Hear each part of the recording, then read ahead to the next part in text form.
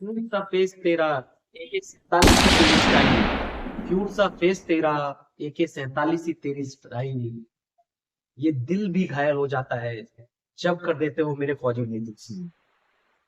तो आज की इस बेहद खूबसूरत शायरी से आज के चैप्टर की स्टार्ट करता हूं मैं इस चैप्टर को।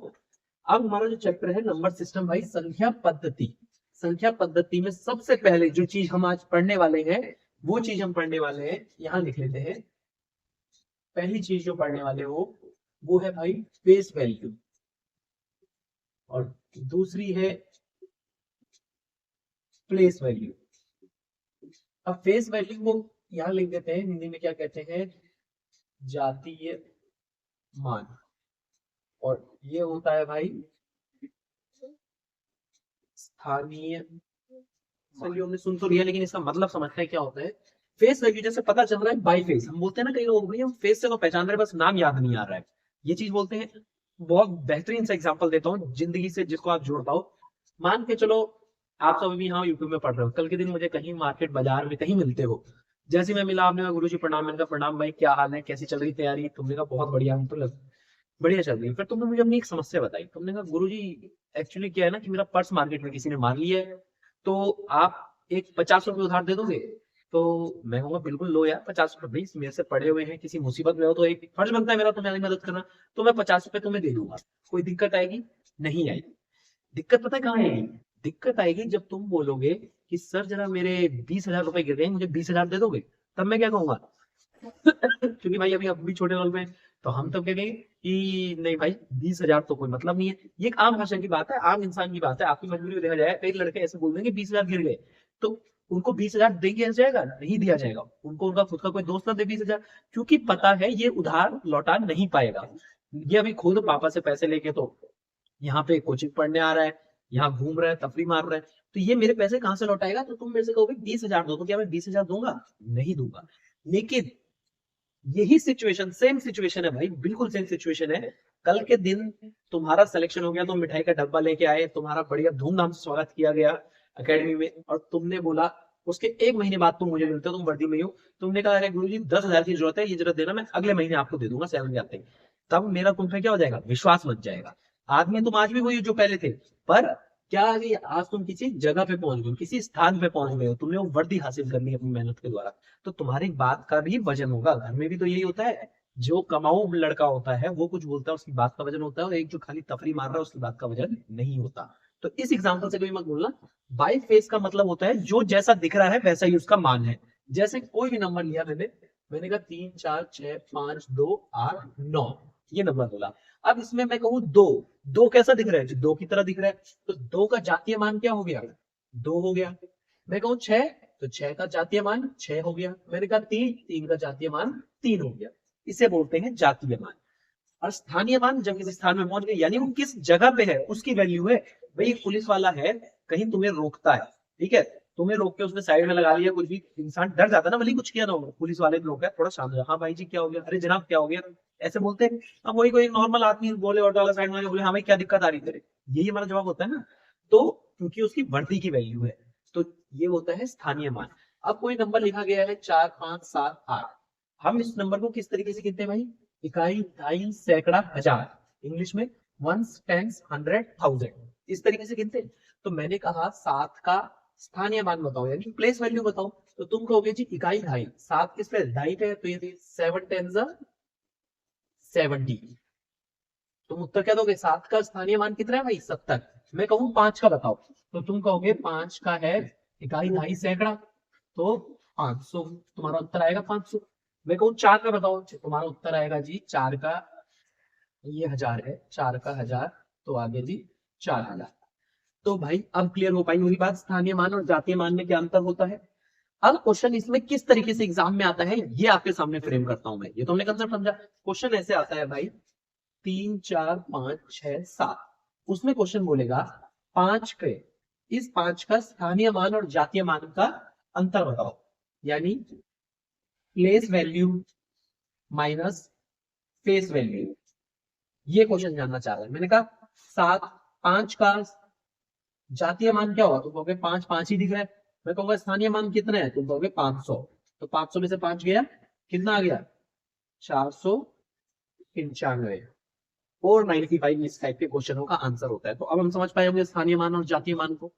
अब हम नंबर सिस्टम में आगे की तरफ बढ़ते हैं। ठीक है भाई, इसको हटा दिया जाए। बिल्कुल, कोई चीज क्लियर नहीं होती है तो उसको कमेंट बॉक्स में पूछ लिया करो कि सर जी ये क्लियर नहीं है, इसको बता दो। तो वापस जब आपके कमेंट पढ़े जाएंगे तो मैं उसको अगले वीडियो में दे दूंगा। दो तरीके से नंबर्स होते हैं, दो तरीके से नहीं बहुत तरीके से होते हैं, पर हम एक एक करके सारे टर्म्स का मतलब समझेंगे। इवन नंबर भाई, यहाँ पे ऑड नंबर। इवन नंबर क्या होता है? सम संख्या। ठीक है, और ये होता है विषम संख्या। विषम संख्या, सम संख्या और विषम संख्या। अच्छा, ऐसे में एक बार क्लास में पढ़ा रहा था, एक बच्चे ने कहा कि सर आप ये लाइन क्यों नहीं मारते हो? तो मैंने कहा भाई अपने असल जिंदगी में लाइन नहीं मारी तो हिंदी में कहां से लाइन मारते हैं? तो इतने शरीफ बनो तुम भी, ठीक है, कि लाइन मारना बुरी बात है। अब देखो, इवन नंबर और ऑड नंबर। इवन नंबर किसे कहते हैं भाई? इवन नंबर हमारी सम संख्या वो संख्याएं होती है जो दो से पूर्ण रूप से विभाजित हो जाए, यानी वो number, the number which is completely divisible by 2 is known as even number. इसकी परिभाषा यहाँ लिखे हम। सो जैसे मैं लिख दूं, जो संख्या दो से पूर्ण रूप से विभाजित होती है, जो दो से पूरी तरीके से डिवाइड हो जाएगी, वो क्या हो जाएगी? इवन नंबर हो जाएगी। अपने हिसाब से लिख देना कि जो संख्या दो से पूर्ण रूप से विभाजित हो जाए वो इवन नंबर होते हैं। इसके एग्जांपल कुछ भी लिख दो यार, 242, 120, 360, 480, ये दो से पूरी तरीके से कटते हैं ना, तो ये सारी क्या है? Even number. तो ऑड नंबर कौन से हो गए भाई? ऑड नंबर वह संख्याएं होती हैं जो दो से पूर्ण रूप से विभाजित ना हो। ये इसकी डेफिनेशन होती है कि जो दो से पूर्ण रूप से विभाजित नहीं है वो क्या बन जाते हैं? Odd number. तो जो दो से विभाजित ना हो पाए, the number which are not completely divisible by 2 are known as odd number. तो कौन हो गया? 131, 77, 9, 3, ये दो से डिवाइड नहीं हो रहे ना कुछ शेषफल छोड़ देंगे, कुछ रिमाइंडर रह जाएगा। तो कुछ रिमाइंडर रह जाएगा तो दो से पूर्ण रूप से डिवाइड नहीं हुए, तो ये क्या हो जाते हैं? Odd number. इसी तरीके से भाई हमारे नंबर डिवाइड होते हैं, prime number, composite number. Prime number क्या होते हैं ये भी देख लेते हैं। अभाज्य संख्या, और ये होते हैं हमारे भाज्य संख्या। ठीक है, अभाज्य संख्या और भाज्य संख्या। अब इसकी परिभाषा समझना बहुत महत्वपूर्ण बन जाता है भाई, ये यहां लिख लेना, ध्यान से सुनना। भाज्य संख्या एक वो संख्या होती है जिसके मात्र दो गुणनखंड होते हैं। अब बात आएगी सर जी गुणनखंड, अभाज्य, भाज्य क्या क्या बोल रहे हो? थोड़ा नॉर्मल आदमी की भाषा में बताओ, यानी मैंगो पीपल, आम आदमी। ठीक है, तो मैंने कहा मैंगो पीपल की भाषा में अभाज्य संख्या का मतलब क्या होता है? अभाज्य संख्या मैंने कहा जिसके दो गुणनखंड है। जैसे मैंने एक नंबर लिखा, अपनी मर्जी से यहाँ लिख रहा हूँ 13, मैं तुमसे पूछूं 13 नंबर किससे डिवाइड हो जाता है? तुम्हारा उत्तर आएगा सर ये तो खाली एक से डिवाइड होगा और एक अपने आप से डिवाइड होगा। तो तुम्हें जो डेफिनेशन आती है भाज्य संख्या की वो आती है जो एक से डिवाइड हो, जो एक अपने आप से डिवाइड हो। तो मैं कहूंगा ठीक है, तुम्हारे हिसाब से डेफिनेशन बिल्कुल सही है। तो तुम्हें पता चलिए इस 1 और 13 इसी को गुणनखंड बोला जाता है, यानी फैक्टर। इसी को क्या बोलते हैं? गुणनखंड यानी फैक्टर। फैक्टर मतलब वो नंबर होते हैं जो दिए गए नंबर को पूरी तरीके से डिवाइड करते हैं, यानी रिमाइंडर 0 आएगा, पूर्ण रूप से विभाजित करते हैं। तो 13 किस किस से डिवाइड होगा? 1 से 13 से। तो वह संख्याएं जिनके मात्र दो गुणनखंड होते हैं। प्राइम नंबर कौन से नंबर होते हैं? वह संख्याएं जिनके मात्र दो गुणनखंड होते हैं, उनको क्या कहा जाता है? अभाज्य संख्याएं। तो भाज्य संख्याएं कौन हो गई? जिनके दो से ज्यादा गुणनखंड है, जो दो से ज्यादा संख्याओं से पूर्ण रूप से विभाजित हो रहे हैं। तो मैंने कहा जैसे तुमने लिख दिया 16, 16 किस किस से डिवाइड होता है? 1 से, 2 से, 4 से, 8 से, और एक अपने आप 16 से। तो दो से ज्यादा आ गए ना इसके फैक्टर। फैक्टर कितने आ गए? दो से ज्यादा आ गए। फैक्टर कितने हैं? दो से ज्यादा है। तो ये क्या हो गया? Composite number. क्लियर है भाई? इतनी सी बात। इसकी डेफिनेशन लिखनी है तो चलो एक बार लिख लेते हैं। इसकी डेफिनेशन तुम्हें लिखनी है, वैसे तो डेफिनेशन लिखने की जरूरत नहीं है भाई, समझ आएंगे। ये चीजें इतनी बेसिक चीजें कि अपने भाषा में लिख लेना, वीडियो पॉज करके रिवाइंड करके देख लेना और फिर लिख लेना। मैं बोल देता हूँ, यहाँ से बोल देता हूँ। इवन नंबर, इवन नंबर कौन से नंबर होते हैं? इवन नंबर वह नंबर होते हैं जो दो से पूर्ण रूप से विभाजित हो जाए, which are completely divisible by 2। Odd number जो दो से पूर्ण रूप से विभाजित ना हो, which are not divisible by 2। Prime number यानी अभाज्य संख्या, वह संख्याएं जिनके मात्र दो गुणनखंड हो, एक तो एक और एक वो खुद। और कंपोजिट नंबर यानी भाज्य संख्याएं कौन सी होती हैं? जिनके दो से ज्यादा गुणनखंड हो, यानी दो से ज्यादा नंबरों से डिवाइड हो रही है, वो कौन हो जाएंगे? कंपोजिट नंबर हो जाएंगे। क्लियर है भाई बात इतनी? अगर इतनी बात क्लियर है तो एक चीज नोट बना के लिख दो। नोट बना के, नोट मतलब वो वाला नोट नहीं जो मार्केट में जिससे सामान खरीदते हो, वो नोट तो बनाओगे तो दिक्कत आ जाएगी भाई, फ्रॉडरी का केस लगेगा सीधा 420 का। नोट बना के मतलब एक स्टार मार्क लगा के लिख दो, स्टार मार्क ऐसे करके अपनी कॉपी में ये लिख लो। ये बहुत इंपॉर्टेंट लाइन है, एग्जाम के पॉइंट ऑफ व्यू से बोल लो, एग्जाम के पर्सपेक्टिव से बोल लो, बहुत इंपॉर्टेंट लाइन है भाई। क्या है? एक। एक क्या है, भाज्य संख्या है कि अभाज्य संख्या है, मेरा सवाल ये आएगा। तो तुम्हारा जवाब ये आना चाहिए सर जी, ना तो वो भाज्य है ना अभाज्य है। ठीक है, तो ये एक लाइन लिखना, one is neither prime nor composite. अच्छा, मैथ के साथ साथ एक इंग्लिश का और बता देता हूँ, जब भी नीदर आता है उसके साथ नॉर भी आता है, नीदर नॉर इधर। जैसे मैं बोलूं या तो तुम सेलेक्ट होंगे या तो मैं सेलेक्ट होगा, इधर यू और आई, मतलब दोनों में से कोई एक निकल। नीदर नॉर मतलब ना तो ये ना तो वो। क्लियर है बात? Neither I nor you will fail the exam, दोनों में से कोई पास नहीं होगा, दोनों के दोनों पास है। तो नीदर नॉर, ये तो खैर जो इंग्लिश की बात होगी, तो मैं इसके साथ साथ ही बता रहा हूँ। तो आज बात ध्यान रखना, अगर कभी बोलता है ना कि वन क्या है, भाज्य संख्या की अभाज्य संख्या, तुम्हारा होगा एक ना तो भाज्य है ना अभाज्य है। क्यों ऐसा होता है ये भी समझ लो। अब यहाँ पे देखना, ये इंपॉर्टेंट बात बन जाती है। तुमने जो अपनी मर्जी से डेफिनेशन कही थी, क्या कहा था, जो एक से डिवाइड हो जाए और अपने आप से डिवाइड हो जाए। और मैंने क्या डेफिनेशन बोली थी, जिसके दो गुणनखंड हो, जो दो नंबर से डिवाइड हो रहा हो। अब एक किससे डिवाइड हो रहा है, एक से डिवाइड हो रहा है, अब दूसरा तो कोई नंबर ही नहीं मिल रहा ना, तो इस डेफिनेशन को ही पूरा नहीं कर पा रहा कि दो गुणनखंड होने चाहिए। तो इस वजह से एक ना तो प्राइम नंबर रह जाता है ना ही कंपोजिट नंबर रह जाता है। आज बात क्लियर हुई होगी भाई, है ना? इसको मिटा देते हैं। अब अगला इंपॉर्टेंट नोट, ये दो बातें बहुत जरूरी है। ये दो बातें कौन सी है? शक्तिमान वाली, छोटी छोटी मगर मोटी बातें।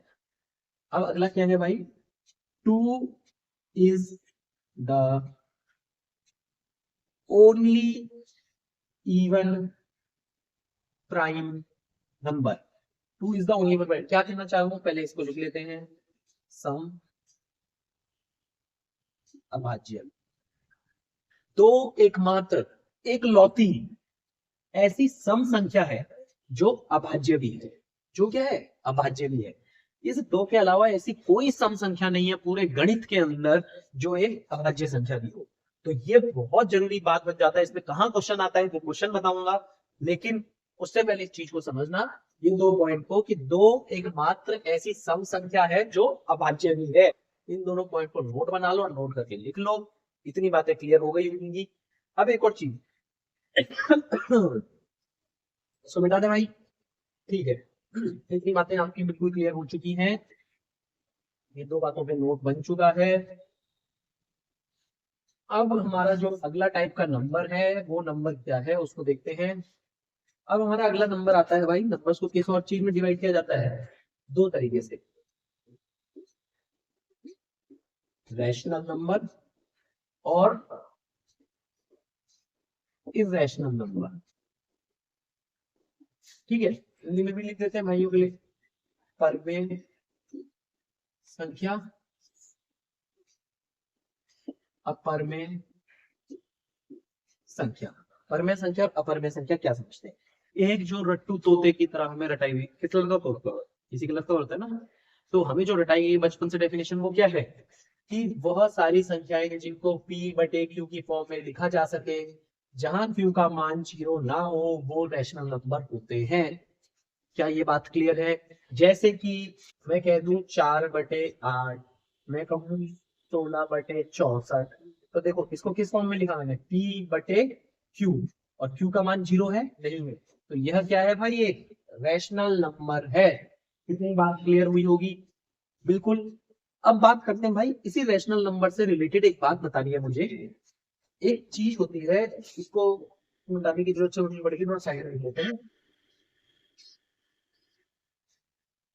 रिकरिंग डेसिमल, यानी इसको हिंदी में क्या कहते हैं, रिकरिंग डेसिमल को हिंदी में पढ़ते हो ना, कमेंट बॉक्स में बताओ हिंदी में क्या कहते हैं। यहाँ लिख देता हूँ, डेसिमल का मतलब लिख देता हूँ मैं, दशमलव। दशमलव, रिकरिंग डेसिमल होता है भाई आवर्ती दशमलव, आवर्ती दशमलव। इसका मतलब क्या होता है मैंगो पीपल की भाषा में, इसका मतलब क्या है ये समझते हैं। मैंगो पीपल की भाषा में इसका मतलब होता है भाई, रिकरिंग डेसिमल का मतलब होता है कि जैसे मैंने आपको बोल दिया, मैंने कहा भाई 50/6, क्या लिख दिया मैंने 50/6। अब इस 50/6 को एक बार इसको भूल जाना, इसको मैं थोड़ा देर में एक्सप्लेन कर देता हूँ। 50/6 बोर्ड से बचे, मैंने लिखा 50/6। पुलिस आ रही है, एग्जाम टाइम पे पढ़ लो, ऐसी पुलिस की गाड़ी में सुनने को मिलेगा, आवाज आ रही होगी बैकग्राउंड में यार, एक तो आवाज बहुत आती है बैकग्राउंड में। 50/6, तो इसका मतलब ये तो हुआ भाई 50 को किससे भाग लगाना है 6 से, मैंने कहा बिल्कुल। तो तुमने कहा जी 6 अठे कितना हो गया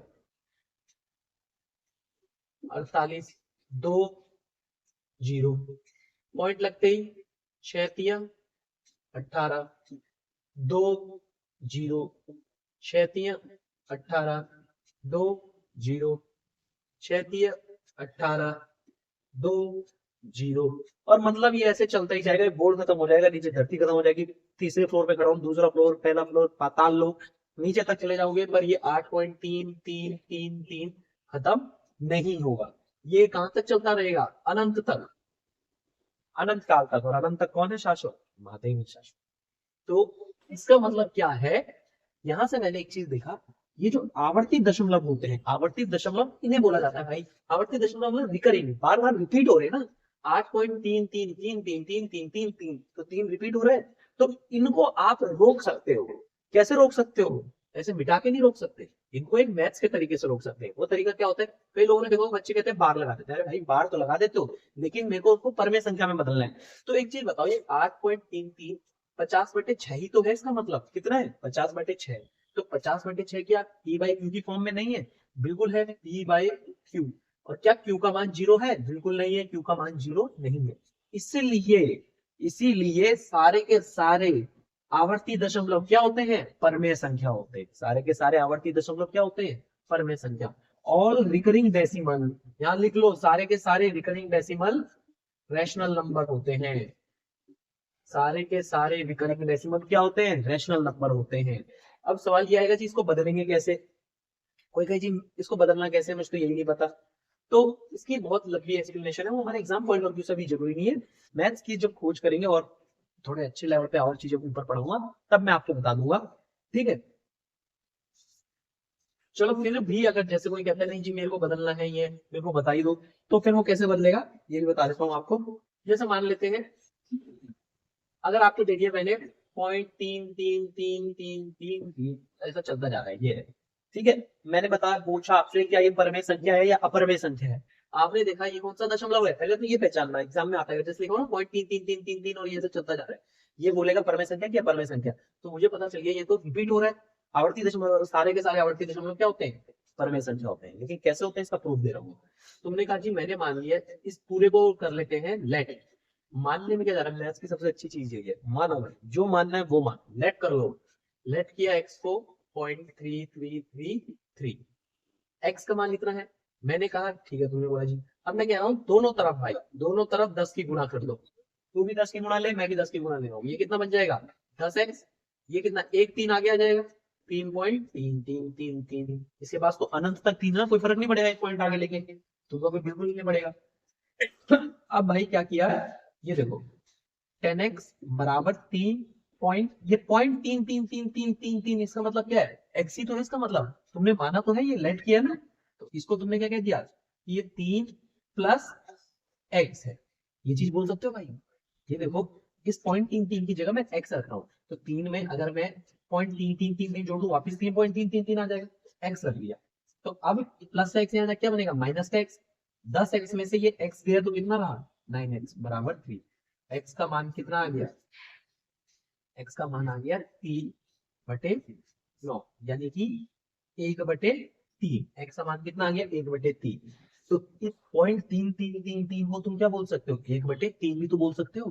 तो तुमने इस 0.3333 को क्या किया, p बाई क्यू की फॉर्म में लिख दिया, और q का मान 0 नहीं है। ये देखो 1/3 का मतलब ये 1, 3 पॉइंट लगते 0, 3 3 9, 1 0 3 3 9 1 0 और ये ऐसे चलता जाएगा। तो यही कहने का मतलब था, इसकी एक्सप्लेनेशन है क्यों ऐसा होता है। आज के बाद ध्यान रखना, सारे के सारे आवर्ती दशमलव क्या होते हैं, परमेय संख्या होते हैं। इतनी बात क्लियर हो गई होगी। तो अब आगे बढ़ते हैं अपरमेय संख्या की तरफ। ये जरूर नोट करना भाई, इसको नोट कर लेना कि सारे के सारे आवर्ती दशमलव परमेय संख्या है। अब मिटा लो इसको। इरेशनल नंबर, इरेशनल नंबर यानी अपरमेय संख्या। अपरमेय संख्या कौन सी होती है भाई, जिनको p बटे q की फॉर्म में नहीं लिखा जा सके। अब तुम कहोगे जी ऐसी कौन सी संख्या है जिनको ना लिखा जा सके। मैं कहूंगा क्या तुम्हें पाई पता है? ये बहुत ज्यादा फेवरेट क्वेश्चन एग्जामिनर का, हद से ज्यादा। हर बार पूछता है क्वेश्चन, डायरेक्ट क्वेश्चन आता है भाई एग्जाम में। पाई एक परमेय संख्या है या अपरमेय संख्या है? दिमाग में गांठ बांध के रखो इस बात को कि पाई एक इरेशनल नंबर है। पाई एक इरेशनल नंबर है, और ऐसा क्यों है ये समझा देता हूँ। क्यों मैं आपको समझा ही दूंगा, लेकिन पहले चीजें याद रखना कि पाई एक अपरमेय संख्या है। पाई का मान देखो क्या लेके चलते हो, पाई को भाई क्या बोलते हो तुम, 22/7 यही बोलते हो। इसका मतलब क्या हुआ, 22 को भाग लगा रहे हो 7 से, 7 तिया 21, 1 पॉइंट लगते 0, 7 एकम 7 3 0, 7 चौके 28 2 0, 7 दूनी 14 6 0, 7 अठे 56 4 0, उसके बाद 7 पंजे 35 5 0, 7 7 49। अब देख रहे हो ये चलता ही जाएगा, रुकेगा नहीं। ये 3.142857369 ऐसा करके नंबर कुछ चलता ही जाएगा। लेकिन एक खास बात नोट करना, क्या है इसमें, दशमलव लग गया तो यानी दशमलव। अभी कौन सा दशमलव, इससे पहले अपने बड़े आवर्ती दशमलव जो बार बार रिपीट होते हैं। ये क्या है, नॉन रिपीटिंग है ना, हर बार नए नंबर आ रहा है, 1 4 2 8 5 7 6 3 2 ऐसे आ रहे हैं। तो इन्हीं को बोला जाता है भाई, इनको बोला जाता है गैर आवर्ती दशमलव। गैर आवर्ती दशमलव, इन्हीं संख्याओं को बोला जाता है गैर आवर्ती दशमलव। तो यहां से मैंने सीखा कि इन संख्याओं में जब मेरे को यही नहीं पता अगली संख्या क्या आ रही है, जैसे उसमें मैंने 0.333 बोला था, इस पूरे को मैंने x मान लिया, तो यहाँ तो कुछ है ही नहीं मानने के लिए, मैं क्या मानूंगा, है ना। तो ऐसे संख्याओं को आप रोक नहीं सकते, इनको आप p बटे q की फॉर्म में नहीं लिख सकते। इस कारण से सारे के सारे गैर आवर्ती दशमलव क्या हो जाते हैं, इरेशनल नंबर होते हैं। इरेशनल नंबर होते हैं, सारे के सारे गैर आवर्ती दशमलव क्या होते हैं, इरेशनल नंबर होते हैं। क्या इतनी बातें क्लियर हुई मेरे भाई? तो एग्जाम में अगर पूछता है पाई क्या है, उत्तर क्या होगा, इरेशनल नंबर। लेकिन क्वेश्चन अगर पूछ दे 22/7 क्या है, तो ये p बाई क्यू की फॉर्म में है, बिल्कुल है, पर क्यू का मान 0 नहीं है, तो ये एक रैशनल नंबर। 22/7 क्या है, रैशनल नंबर है। फिर तुम कहोगे यार पाई का मान तो ये होता है, ये रैशनल रैशनल। ये 22/7 ना आपने अपनी मर्जी से अपनी सुविधा के लिए मानना है कि मैं कैलकुलेशन कर सकूं। ये 22/7 एक्चुअल में आता नहीं है, इसलिए किताबों में इसके आगे लिखा होता है अप्रोक्स। ये एक अप्रोक्सीमेट वैल्यू है पाई की, जो हमने मान ली है, जिससे हम कैलकुलेशन कर सके कि हम पाई आर स्क्वायर निकाल सके, सर्कल का एरिया, 2 पाई आर सर्कमफ्रेंस निकालें, 4/3 पाई आर क्यूब निकालें, स्फीयर का निकालें, गोले का निकालें, हेमिस्फीयर का निकालें। तो हमने अपनी कैलकुलेशन के लिए पाई को ये माना है, एक्चुअल में पाई की वैल्यू नहीं है। और पता है पॉइंट के बाद कितनी वैल्यू जाती है, इतनी वैल्यू जाती है कुछ 70 80 हजार कभी पार पता नहीं, बहुत लंबी वैल्यू जाती है। तुम इसे याद कर लोगे तो नाम गिनीज बुक में आ जाएगा। मैं तो कह रहा पढ़ाई वढ़ाई छोड़ के इनको याद करने पे लग जाओ। डेली की 10 वैल्यू भी याद करो और याद करने में लगोगे तो अपना रिकॉर्ड बनाने में ध्यान दो। ठीक है भाई, तो कितनी बातें क्लियर हो गई अपनी। अब इसको मिटा रहे हैं। अब जो हमारा अगला पार्ट आता है भाई, वो आता है इंटीजर के ऊपर। इंटीजर का मतलब क्या होता है ये भी लिख देता हूं, पूर्णांक। ये हिंदी में शायद स्पेलिंग गलत है, देख लेना। इंटीजर का मतलब होता है पूर्णांक। अब याद करो, थोड़ा सा बचपन में चलते हैं, थोड़ा सा नहीं, तुम तो छोटे हो भी, कुछ छोटे हैं, कुछ तो भाई बुढ़े होली उनके बराबर के पीपल के पेड़ आगे निकल गए, वो भाई वहीं बैठे अभी भी। 0 -1 -2 -3 इस तरह से नंबर लाइन होती है, 1 2 3 कहां तक चलती है, इंफिनिटी तक। ये कहां तक चलती है, माइनस का इंफिनिटी तक। तो माइनस के इंफिनिटी से लेके प्लस के इंफिनिटी तक जितने भी नंबर आते हैं, सारे के सारे पूर्णांक कहलाते हैं, इंटीजर कहलाते हैं, जो नंबर लाइन पे आते हैं। इसका मतलब -3 भी इंटीजर, -2 भी इंटीजर, ये भी 0 1 2 3। तो 0 कोई पूछ ले 0 क्या है, 0 एक इंटीजर है। क्लियर है, इतनी बातें क्लियर है। अब जो नंबर नेगेटिव वाले होते हैं, इनकी एक खास बात होती है। नेगेटिव नंबर क्या होते हैं, जैसे जिंदगी में याद आ रहा हूँ, जो उल्टी विचारधारा के लोग होते हैं, ये अपने आपको दिखाएंगे बहुत बड़ा, यहाँ वही गया कोई मेरे से बड़ा कोई दादा नहीं है, पर असलियत में ये बहुत छोटे होते हैं, खोखले होते हैं अंदर से। तो नेगेटिव में जो संख्याएं होती है इन्हें बोला जाता है ऋणात्मक संख्या। कौन सी संख्या? ऋणात्मक संख्या। तो ऋणात्मक संख्या की एक खास बात है, जो जितना बड़ा दिखता है वो उतना छोटा होता है। जैसे मैंने लिख दिया माइनस का 285, बड़ा है 285, और एक लिखा माइनस का 3, ये इससे छोटा दिख रहा है पर असलियत में बड़ा ये है। और पॉजिटिव इंटीजर्स को बोला जाता है धनात्मक संख्याएं। तो इसमें जो जैसा दिखता है वैसा होता है, 2 दिख रहा है और यहाँ मैंने लिख दिया 25, तो इसमें 25 बड़ा है। ये होती है धनात्मक संख्याएं, पॉजिटिव इंटीजर, और ये होती है ऋणात्मक संख्याएं, नेगेटिव इंटीजर्स। क्लियर है इतनी बातें? इनको नोट कर लो। अब नंबर सिस्टम के अंदर हमारे कुछ क्वेश्चंस जो होते हैं वो जो एवरेज चैप्टर में पढ़ाया सेम उसी पे, तो जल्दी जल्दी एक नजर मार लेते हैं उनपे। जैसे मान लो ये बोल देता है क्वेश्चन 1 + 2 + 3 + 4 ऐसे ऐसे ऐसे करके n संख्याओं तक, तो इन सब का सम होता है n+1/2। ठीक है, 1 square + 2 square + 3 square plus n square तक इनका सम n, एक बार मैं वीडियो पे बताता हूँ, n+1 2n+1 बटे में 6 plus 3 cube dot dot dot dot dot n cube, तो ये होता है भाई n+1 बटे 2 का होल स्क्वायर। अब ये क्या कहना चाह रहा है? ये कह रहा है पहली n प्राकृतिक संख्या, अच्छा प्राकृतिक और पूर्ण संख्या तो बताना मुझे, इसके बाद बता दूंगा एक बार।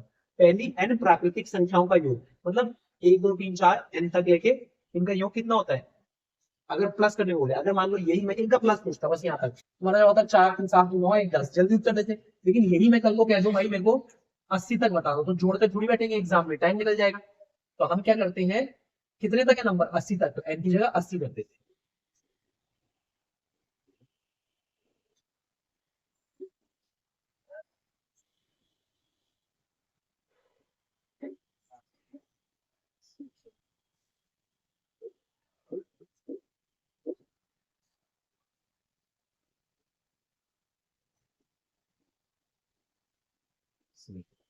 अब देखना भाई, नेचुरल नंबर और होल नंबर। नेचुरल नंबर नाम में क्या है? प्राकृतिक संख्या है, जो संख्या हमें प्रकृति ने दी। प्रकृति ने हमें क्या दिया? प्रकृति ने हमें दिया, सब कुछ दिया हमें, हवा दी, आग दिया, जल दिया, सब कुछ दिया, तभी तो आज दिन तो प्रकृति बहुत अच्छी चीज है भाई। उसने हमें 1 2 3 4 5 6 7 8 ऐसे नंबर दिए, है ना? तो ऐसे करके उसने नंबर दिए, उसने हमें नंबर दिए 9 तक। अब जीरो आया, फिर जीरो की खोज किसने करी? कमेंट सेक्शन में बताना जीरो की खोज किसने करी, कमेंट सेक्शन में नीचे बताना कि जीरो की खोज किसने करी। ठीक है, तो मैंने कहा कि जीरो की खोज किसने करी, आपने बोला इंसान ने करी, किसी इंसान ने करी, ये तो फिक्स है, इंसान का नाम कमेंट बॉक्स में। जब इंसान ने जीरो की खोज करी तो उसी के बाद तो ये 10 बन पाया, 9 के आगे गिनती बन पाई, ये 11 बन पाया, और फिर गणित बन पाई, और गणित बन पाई तो गणित हमसे नहीं बन पाई। सबसे तो बन गई, दुनिया ने बना ली गणित, हमसे नहीं बन पाई, और फाइनली घूम करके हम फिर नंबर कितने आते हैं हमारे? जीरो। तो ये मजाक से हटके बात ही है। तो जीरो की खोज आपको इन चीज पता है इंसान ने करी। तो पूर्ण संख्याएं क्या होती है? पूर्ण संख्या जीरो से स्टार्ट होके अनंत तक चलती है। कहां तक चलेंगी? अनंत तक। और प्राकृतिक संख्याएं 1 से चालू होके अनंत तक, 9 तक नहीं है, ये अनंत तक चलेगी, अनंत तक। अब मेरा एक सवाल आप लोगों से एक और है, एक सवाल का जवाब देना, घर में मम्मी पापा दादा दादी से पूछना ये चीज, है ना? एक चीज पूछना कि जीरो की खोज मुझे पता है इंसान ने करी है। अब जब ये इंसान ने करी है, क्या जिसने खोज करी वो रामायण के वक्त था? नहीं था, जवाब आएगा। वो महाभारत के वक्त था? वो नहीं था। तो मुझे एक चीज बताना, जब वो रामायण के वक्त नहीं था तो किस आदमी ने गिना कि रावण के 10 सर है? रावण के 10 सर है, ये 10 कहां से आया? बोलते हैं ना रावण दशानंद है, 10 सरों वाला। तो 10 की खोज तो बाद में करी आदमी ने, तो ये पहले कैसे पता चला कि 10 है? कौरव 100 भाई थे, 100 थे कौरव, है ना? कौरव 100 थे ना, तो ये 100 भाई, जीरो तो बाद में इंसान ने ढूंढा, तो इन्होंने पहले कैसे बता दिया 100 है? अब आप बोलोगे कि जी बाद में लिखा है 100 है, पहले लोगों ने बता दिया था। अरे भाई गिनती तो गिनी होगी ना। अब मैं अगर गिन रहा हूँ, इस क्लास में 5 बच्चे बैठे हैं, इस क्लास में 50 बच्चे बैठे हैं, ऐसे मान के चलो मैंने गिना 50 बच्चे बैठे हैं। एक आदमी बाहर से आता है, पूछे कितने बच्चे बैठे, तो मैंने गिने ना कि 50 हैं, तब तो मैं उसे बताऊंगा 50 है। तो जब जीरो की खोजी बाद में हुई तो उन्होंने कैसे बोल दिया रावण के 10 सर है और कैसे कौरव 100 भाई है? तो इस सवाल का जवाब मुझे कमेंट सेक्शन में देना कि ये कैसे कैसे हुआ है। ठीक है, आज हमने जो सीखा है उसका एक क्विक रिकैप दे देता हूं आपको। आज हमने सीखा कि इवन नंबर क्या होते हैं, ऑड नंबर क्या होते हैं, प्राइम नंबर क्या होते हैं, कंपोजिट नंबर क्या होते हैं, नेचुरल नंबर क्या होते हैं, होल नंबर क्या होते हैं, इरेशनल नंबर क्या होते हैं, रैशनल नंबर क्या होते हैं, इंटीजर क्या होते हैं। और पहली एन प्राकृतिक संख्याओं का, पहली एन है वो पहली से लगता है, अगर जैसे मैंने कहा 1 से 25 तक वो तब लगेगा, मैं कह दूं 20 से 50 तक तब नहीं लगेगा वो, उसमें क्या लगेगा वो मैं बताऊंगा। तो पहली एन प्राकृतिक संख्याओं का योग, पहली एन प्राकृतिक संख्याओं के वर्गों का योग, पहली एन प्राकृतिक संख्याओं के घनों का योग, मतलब स्क्वायर और क्यूब। ये चीज हमने सीखी है। इतनी बातें क्लियर होंगी मेरे भाई। अब ये बातें अगर आपको क्लियर है तो एक दो तीन बातें और हैं, इनको नोट बना लो। उसके बाद जो क्वेश्चन है वो हम अगले पार्ट में चालू करेंगे। आज सिर्फ कंसेप्ट और बेसिक नंबर सिस्टम का ऐसा बेसिक यूं हो जाएगा कि कोई सवाल नहीं हटेगा। नंबर सिस्टम का सवाल दिखते ही धाए धाए धाए सीधा उड़ा दोगे उसे। अब अगला देखते हैं। अगला सवाल है भाई, सवाल तो नहीं है अगला। अब जैसे कुछ फैक्ट नोट कर देना, स्टार मान मत बना के ऐसे नोट कर लेना। अरे हाँ, एक नंबर और रह गया ना, इधर देखना। परफेक्ट नंबर, परफेक्ट नंबर कौन से नंबर होते हैं जल्दी बताओ। परफेक्ट नंबर, और इसे हिंदी में क्या कहते हैं? इसे हिंदी में कहते हैं संपूर्ण, संपूर्ण संख्या। संपूर्ण संख्या बोलते हैं ना भाई, सर्वगुण संपन्न नारी चाहिए, सर्वगुण संपन्न वर चाहिए, वधु चाहिए। तो ऐसी संपूर्ण मतलब सारी चीजों से फुल लेस एकदम होते हैं, कति हर चीज से लेस है वो चीज। तो अब परफेक्ट नंबर होता क्या है ये समझते हैं। कोई भी संख्या लिखी भाई, जैसे मैंने 10 लिख दिया, अब मैंने कहा 10 के गुणनखंड बताओ, मतलब फैक्टर बताओ, 10 किस किस से डिवाइड हो जाता है ये बताओ। तुम्हारा जवाब आएगा जी 1 2 5 और एक अपने आप से। मैं कह रहा हूँ अपने आप वाले को छोड़ दो, एक बार के लिए छोड़ दो, उसको भी बताऊंगा। तो इन नंबरों को जोड़ना, 5 और 2 7, इनके फैक्टर को गुणनखंड को जोड़ना, 5 और 2 7, 7 और 1 8, कितना आया 8। क्या इन सबका जोड़ संख्या के बराबर आया? 8 बराबर 10 आया? नहीं। तो ये 10 एक परफेक्ट नंबर नहीं है। दूसरा मैंने कहा जी 6 को देखते हैं। तुमने कहा इसके फैक्टर है 1 2 3 और एक 6 गुण, तो इनको जोड़ा 3 2 5 5 1 6, इन सब के फैक्टर का सम नंबर के बराबर आ गया, बिल्कुल आ गया। तो 6 एक परफेक्ट नंबर है। समझ आई होगी बात कि 6 एक परफेक्ट नंबर है। अब कोई कहे जी जिसको चुन ली होती किसी बच्चों की ना, जैसे मैंने बोला कि ये मैंने कहते कि हमारा एक्सप्लेनेशन नहीं है, एक्सप्लेनेशन देके बताओ, वही समझते हैं कि इसको नहीं आता, तो इसलिए हमें समझाना पड़ता है वो चीज। दूसरा पैंतरा भी सबर करो, देखो इधर। अब कोई बोले मेरे को नंबर भी लेना है, तो उसके लिए परिभाषा हल्की सी बदल जाएगी। सारे गुणनखंडों का योग और उस संख्या का भी योग अगर इसका दुगना हो जाए, 1 2 5 5 2 7 1 8 8 और 10 को भी जोड़ दिया 18 आया। क्या 18 10 का दुगना है? नहीं है, तो एक परफेक्ट नंबर नहीं है। 3 2 5 1 6, 6 में ये 6 भी जोड़ दिया आपने, कहा मेरे को ये 6 भी चाहिए फैक्टर में, तो कितना आ गया? सब इसका सब मिला के 12। क्या ये जो नंबर दिया था उसका दुगना है? हाँ है, तो ये परफेक्ट नंबर है। पर इस पचड़े में मत पड़ो, सीधा ये है इसके फैक्टर्स का सम उस नंबर को छोड़ के अगर नंबर के बराबर आया तो एक संपूर्ण संख्या है, परफेक्ट नंबर है। इतनी बात क्लियर है? इसको डेफिनेशन अपने हिसाब से लिखना। अगली संख्या जो आती है भाई वो है twin prime number. Twin prime number क्या होता है इसको देख लेते हैं। ट्विन प्राइम नंबर होता है क्या बोलते हैं यार इसे, हिंदी में भूल गया मैं तो। हाँ, जुड़वा, जुड़वा संख्या। अब जुड़वा संख्या क्या होता है? पिक्चर देखिए जुड़वा, कौन सी वाली? शाहरुख खान वाली। ओजी की बात कर रहा हूँ, ओजी मतलब ओरिजिनल, वरुण धवन वाली नहीं, सेकंड कॉपी नहीं। ओरिजिनल बनो अपनी पर्सनैलिटी में भी, किसी को कॉपी करके मत बनो। ऐसा बनो कि लोग तुम्हें कॉपी करें, तुम किसी को कॉपी करके मत बनो। ठीक है, तो जुड़वा, जुड़वा संख्या क्या होती है भाई? नाम से पता चल रहा है ट्विन प्राइम नंबर। ऐसे दो अभाज्य संख्याओं का जोड़ा, जोड़ा दो, जैसे अभाज्य संख्याएं लिखी मैंने 3 और 5, दोनों क्या अभाज्य संख्या है? बिल्कुल है। ऐसी तो अभाज्य संख्याओं का जोड़ा जिनके बीच का अंतर 2 हो, इन्हें बोला जाता है ट्विन प्राइम नंबर। अब कोई कहेगा ऐसे क्वेश्चन थोड़ी आते हैं गुरु जी। अरे भाई, अरे मेरे भाई बात सुन, क्वेश्चन ऐसे आएगा। क्वेश्चन कैसे आएगा एग्जाम में मैं बता रहा हूँ। क्वेश्चन आएगा कि 7 और 13 क्या ये जुड़वा संख्या है? अब तुम्हें पता ही नहीं है कि जुड़वा संख्या बोलते किसे हैं, तो क्या बताओगे 7 और 13 है कि नहीं? नहीं बता पाओगे ना। तो जुड़वा संख्या उन्हें बोलते हैं दो अभाज्य संख्याओं का समूह, जोड़ा होता है जिसमें 2 का अंतर होता है।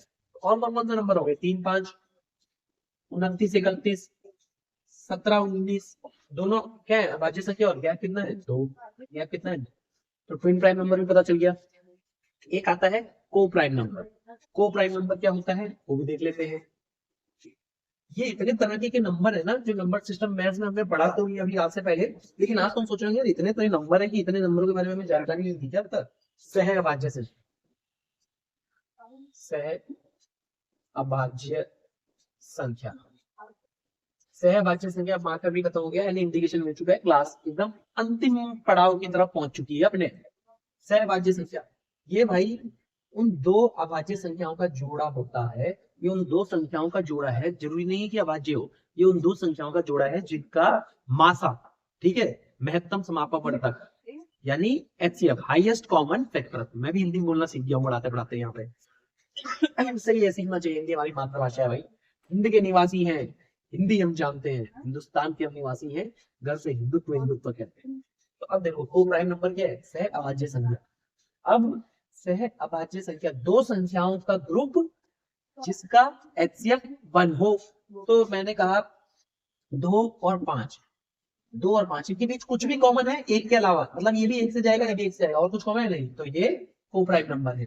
अगला नंबर लिखा मैंने 8 और 9 मान के चलो। अब 8 आप कहोगे प्राइम नंबर तो नहीं है, लेकिन लेकिन लेकिन लेकिन लेकिन लेकिन क्या 8 और 9 में कुछ भी कॉमन है, किसी और कॉमन नंबर से आते हैं? नहीं, जवाब आएगा नहीं है। तो जी ये भी क्या है, को प्राइम सहअभाज्य संख्या है।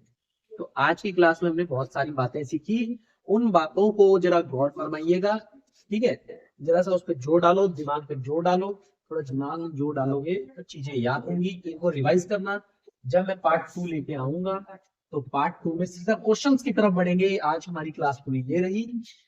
और एक जो इंपॉर्टेंट बात बतानी है, 1 से 100 तक मात्र 2 परफेक्ट नंबर होते हैं, 2 परफेक्ट नंबर होते हैं। एक नंबर तो क्या है, 6 है, दूसरा नंबर क्या है, कमेंट सेक्शन में आंसर देना, कमेंट सेक्शन में आंसर देना। ऐसी एक रूल होता है 1 से 50 तक। ये ना कुछ इंफॉर्मेशन है जो हमें टिप्स पे याद होनी चाहिए एग्जाम में, ये ठीक है, इसको याद रखना भाई। 50 से 100 तक 10 प्राइम नंबर,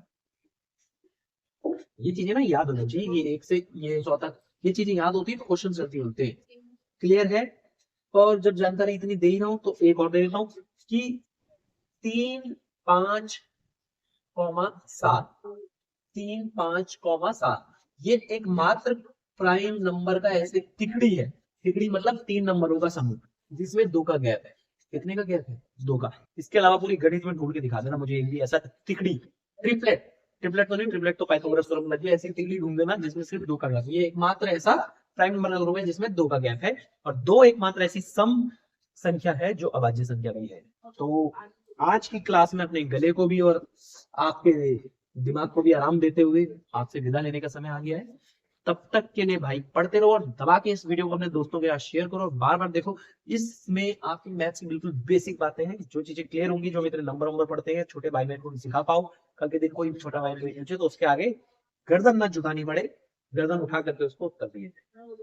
तो हम मिलते हैं आपसे अगली क्लास में, तब तक के लिए भाई पढ़ते रहो और पढ़ते रहो।